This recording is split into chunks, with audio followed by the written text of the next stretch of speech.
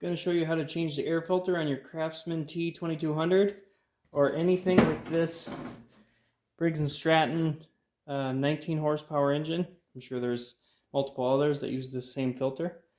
This one's super simple. You unlock these two quarter turn fasteners, set that aside. Here's your nasty old air filter. Pop it up and away. You can see how gross that is. Here's the new one.